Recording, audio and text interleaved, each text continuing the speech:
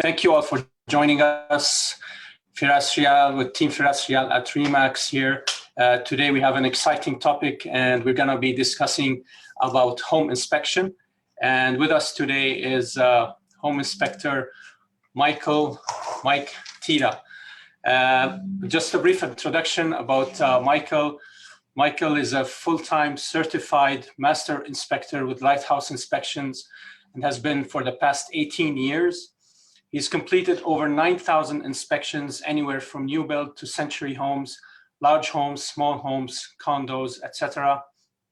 Owner of 2 franchises in Brampton and Mississauga, winner of HomeStar's Best of for the past 5 years in a row, member of the Ontario Association of Home Inspectors, providing infrared camera inspections since 2009, level 1 thermographer training from Infrared Training Center, and background is in architectural technology and worked under structural engineer for 5 years and construction for 8 years. Welcome, Michael, and thank you for joining us. It's good to have you with us today. Thank you, Feras. What a great intro. I like that. Sure. So let's start right away. For those that are joining us on Facebook Live, please post in the chat where you're joining us from, your location, and don't forget to like us. If you have any questions, please post them in the chat. We will hopefully address everything about home inspection in today's webinar. And I'm going to start, Michael, by posing the question. If you just take us initially now through the process of the home inspection. As a home buyer, especially a first-time home buyer who has like no idea about what the home inspection is or what it involves and what they should expect, please, I'll leave you to tell us about the process. Certainly, of course. Once you've put in your offer, it's typically conditional upon home inspection. And in that conditional time frame, we would arrange to have an inspection and we would meet on site. And typically, depending on the size of the house, the inspection would take 2 to 3 hours. And we would document and take pictures and go through everything in terms of educating you on the home and also educating you about any issues, minor, major, that sort of thing. So just to kind of give you a quick rundown of the process. So we typically start on the exterior of the home, checking the full exterior, the roof, of course, the structure, the doors, the windows, garage, grading, drainage, all of that. Then we'll typically start in the basement, checking the structure again from inside, looking for any signs of any leaks, checking the electrical panel and system, the plumbing, furnace and heating system, of course, inspecting the full basement, and working our way through the house, going up and checking all the electrical and plumbing in the home at all the kitchen and bathroom areas. Again, looking for any leaks, any issues. We also test the appliances and check the attic, which is another major point as well, looking for any roof leaks again, any structural issues in the roof, ventilation, insulation, all of that. So it's a very comprehensive process. We take pictures and document our findings. We also explain to the client, especially first-time home buyers, what to expect in terms of any minor or major repairs. It is also prioritized for them, and the cost, the rough figures in terms of, you know, certain repair costs, if there are any, that sort of thing. So it's invaluable in terms of knowing what you're getting into. Absolutely. Definitely. Thanks for sharing that process. And now, from your experience, what's one thing that can come up in an inspection where you would like advise the buyer like not to go ahead, or like the buyer would make the buyer, let's say, back out of the deal, you know, legitimately, or let me say, for a genuine reason? Well, what could be those issues, if you could point them out, please? Certainly, yeah, there could be many, and That's going to vary from house to house, but usually it's anything major that the buyer is not anticipating on or was not aware of that we find during the inspection. So it could be, any kind of major electrical work, plumbing, structure, roof, that sort of thing, because those are kind of costly repairs. To give you an example, reshingling a roof can be a major cost factor in the thousands or tens of thousands of dollars. And if the buyer's not willing to take on that repair and the seller's not willing to rectify the issue, that could be one of the reasons that they would maybe want to back out of the deal. Okay. Other factors, like major plumbing issues. For example, Kitech plumbing is a fairly recent issue. There's a class action lawsuit against the manufacturer of this particular type of plumbing. Usually that is a surprise to both the seller and the buyer when we come across this kind of major issue. That involves basically replacing all the plumbing, your hot and cold water pipes throughout the house. So that would mean opening up the walls and ceilings and running new water pipes throughout the house to all the points where there is water, in the washroom, kitchen, laundry, all of those areas. So that, again, is a major cost factor, could be in the tens of thousands of dollars.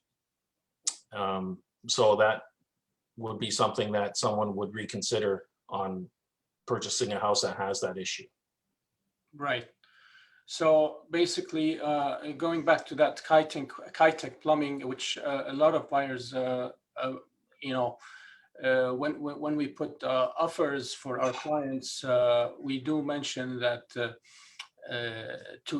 we confirm from the seller, especially in condos, that Kitech plumbing is not available, is not installed, because it is of concern when the property has Kitech plumbing. But I think this is for certain years. If a building was, I think, built, would you happen to know what years were the Kitech plumbing installed, in which years? Yeah, so any home that was built or renovated from 1998 to roughly 2007 could potentially have Kitech plumbing in that home. 98 to 2007. 1998 to 2007, yeah. Okay. Yeah. So there's other age brackets of homes that could have potentially other issues, like older homes that could potentially have asbestos, which is another major factor. Knob and tube electrical wiring, even aluminum wiring can be a deterrent for certain people. So those are major factors when you're talking about repairs. Okay, thank you. And reminding our viewers, if you're liking the discussion, please don't forget to like us on our Facebook and social media platforms. If you have any questions, please post them in the chat. We do have someone going over the posts. If you have any questions, we'll be happy to address them. Going back to the home inspection now, so the bottom line, Mike, is really it comes down to the cost. I mean, everything can be remedied. Right. It will go back to the buyer whether he's satisfied with the issues that came up in the report, and if they're willing to. And this is when negotiation takes place, usually after the inspection, if there are any issues that have come up in the report. So it's a matter of between the sellers and buyers agreeing to what to remedy and to what extent, or maybe reduce maybe the price for the buyer so that the buyer will take on these repairs should there be any required. Now, I wanted to ask about, this crazy market, let's say, and, with offers in multiple offers situation, buyers are unable to really win an offer if they put a condition or any condition, Right. whether finance or inspection. and they end up losing the offer. And in some cases, buyers are forced to put a firm offer because they want to win the deal, and they want to get into the market and eventually purchase their own house or property.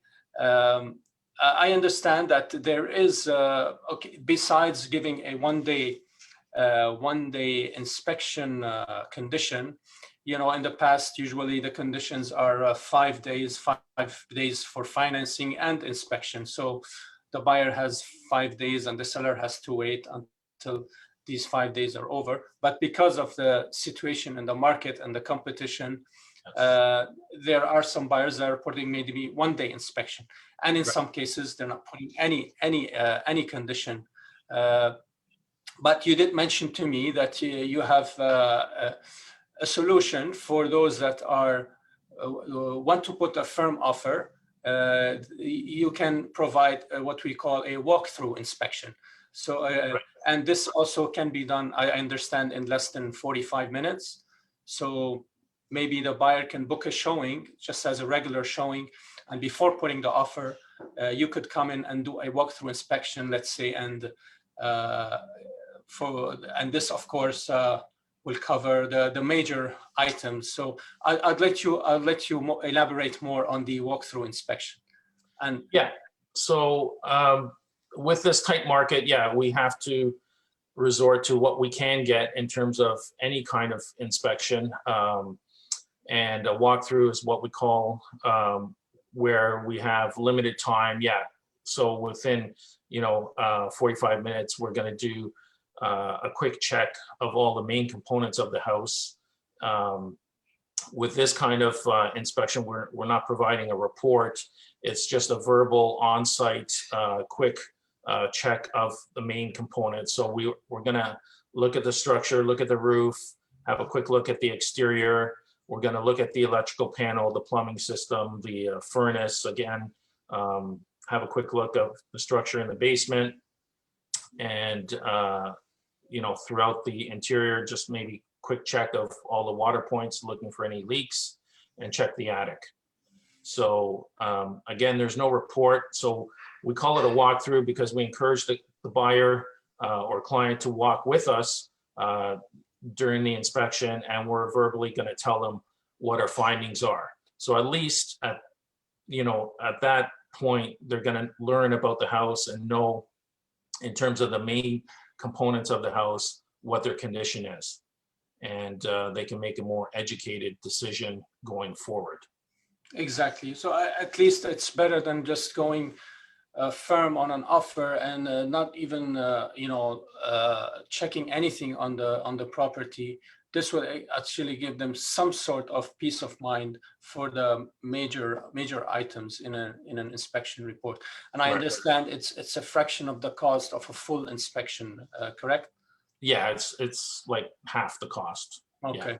Yeah. So some people do it before they even put their offer in, so they can go firm in terms of putting in a firm offer. So they kind of book a showing, like you said, and we can kind of meet them on site and do a quick walkthrough inspection. Or they will do it after they've won the bid, and in terms of putting their offer in, and do a quick inspection after the fact. Another option also is, if you have no availability of doing any kind of inspection, which sometimes that's an issue as well because of COVID. They're not allowing people to have multiple bookings in terms of showings.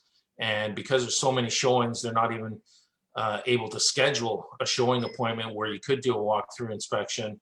You can always consider, if you do buy the house firm, once you get possession, to do an inspection at that point in time. At least you can at least know the condition of the home and prioritize any certain repairs, if there are any minor repairs, major repairs, and you know what you're getting into and can budget in terms of repair costs and that sort of thing. So a lot of people are doing that as well once they get possession of the house, to do a full inspection, and that way they can get a full report and know exactly the condition of everything. Okay, great. Thank you. So another question I have here is about a guarantee. Are home inspectors, or is a home inspector able to give a warranty on any of the items they after inspection, like furnace or AC, or that's not possible? There are certain programs that people can buy into to get a warranty on certain items. Most of them are very restrictive in what they cover. So you have to really read the fine print. We don't offer any of that, but we do stand by our work. You know, all of our inspectors, we have, you know, over 10 inspectors. We all work across the GTA, and all, you know, fully trained and, you know, experienced inspectors. And we all carry errors and emissions insurance, as you as a realtor have as well. If there's any issue, major issue that we potentially have missed, we have this insurance for that. But that's very rare. Okay, all right.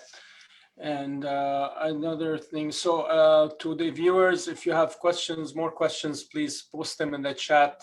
Again, don't forget to like our Facebook page and turn notifications on, so anytime we have webinars like these, you'll be notified. So back to Michael, this question is about your coverage, the regions you cover. It's asking if do you cover areas outside Mississauga, or like what's the farthest areas you cover, and is there additional charge for going to these farther locations? Okay, for myself, I'm pretty much all over the GTA. I do go outside of Mississauga and Brampton. I was actually in Oakville doing a walkthrough inspection just this morning. So I go, in terms of the West End, usually up until Hamilton, and then to the north into Milton, Vaughan, Caledon, even sometimes into Orangeville. I have a lot of Brampton clients that kind of migrating out of Brampton, going into Caledon, Orangeville, and in the East End, Toronto, East End is typically as far east as I go. But I do have colleagues, like I mentioned earlier. We have a group of 10 guys that we all work together. And if I can't handle a certain inspection, whether it be outside the GTA, or if I'm already scheduled, I have colleagues that I can rely on and get that inspection covered. So, you know, I have colleagues that are further north, east, and west of the GTA. So that's not a problem. Okay. Yeah. Excellent. So I would like to share your contact, Mike, for those that are listening, in case they want to reach out to you. It's Lighthouse Inspections, right? What number would you like to share? You can put the number, and then we will share it later on in the videos. But sure. Is it the cell number? Cell numbers is great. Yeah, the 416. Yeah, 453-4192. Okay, one more time, please, your number. Sure. My cell direct, 416-453-4192.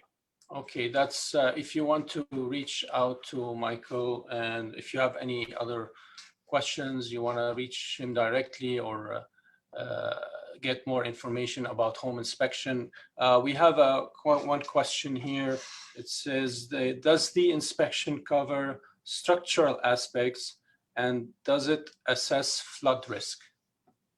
Yes, certainly. We're always looking at the structure.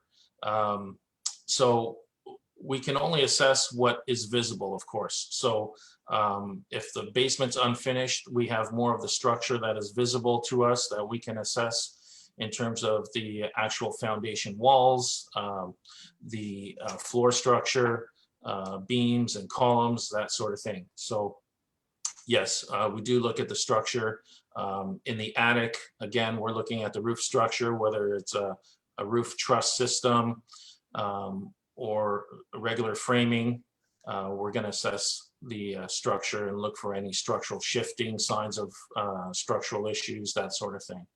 So, okay. So I think you've answered. So in another words, another question or regarding the structural inspection, is it optional in terms of the inspector task or mandatory? I think it comes part of the. oh yeah, we're looking at the structure from inside and outside.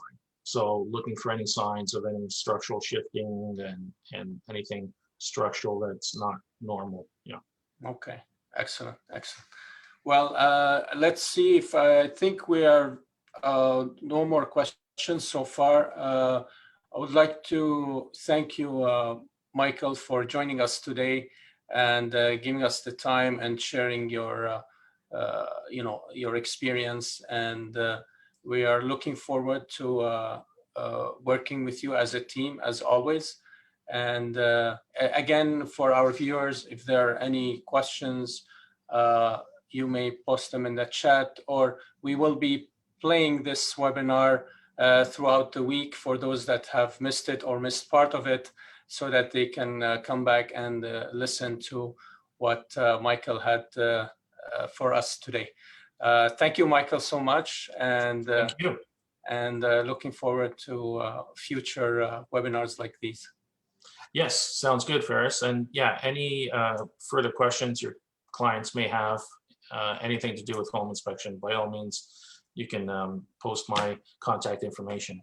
Definitely, will do. All right. Thanks. Thank you. Have a great weekend. You too. Bye. Thanks. Bye-bye.